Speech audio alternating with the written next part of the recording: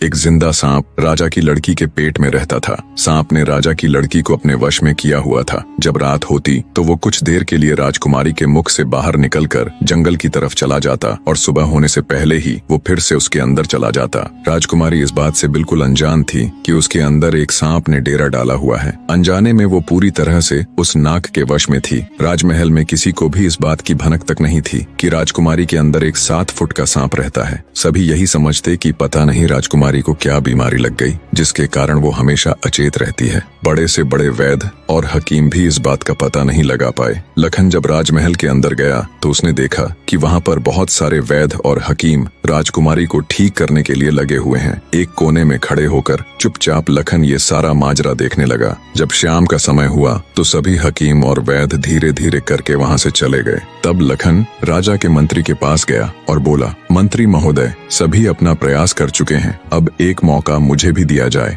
लखन की बात सुन मंत्री उसे अपने साथ ले राजा के पास जाता है और लखन का प्रस्ताव राजा के सामने रखता है। बेचारा हर तरफ से निराश हो चुका राजा एक बार अनमने ढंग से लखन की तरफ देखता है, फिर दुखी मन से कहता है, बताओ तुम मेरी बेटी का इलाज किस प्रकार करोगे। लखन राजा को प्रणाम कर बोला, महाराज, मुझे एक रात अपनी बेटी के साथ ठहरने की इजाजत दीजिए, तभी मैं किसी नतीजे पर पहुंच सकूंगा। एक बात और महाराज, मैं बिल्कुल एकांत में राजकुमारी के साथ रहना चाहता हूँ, तभी मैं अच्छे से ध्यान लगाकर राजकुमारी जी की बीमारी का पता लगा पाऊंगा। लखन की आत्मविश्वास भरी बातों से राजा के मन में हल्की सी उम्मीद जागी। उसने लखन को रात में राजकुमारी के साथ एकांत में रुकने की इजाजत दे दी। राजा की इजाजत मिलते ही लखन राजकुमारी के कक्ष में गया और उससे कुछ दूर एकदम चुपचाप बैठकर उसे देखने लगा। जैसे ही रात के 12 बजे का समय हुआ तो अचेत अवस्था में पड़ी हुई राजकुमारी के मुंह से सांप बाहर निकला और महल के परिसर से होता हुआ जंगल की ओर चला गया। ये सब देख लखन दंग रह गया। वो बिना कुछ हरकत किए चुपचाप वहीं बैठा रहा। जब रात का आखिरी पहर खत्म होने को आया तब वो सांप वापस लौटा और राजकुमारी चंद्रकला के मुख से होता हुआ पूरा उसके अंदर समा गया। दम साधे लखन ये सारा माजरा देखता रहा। सारा माजरा देख उसे समझते देर न लगी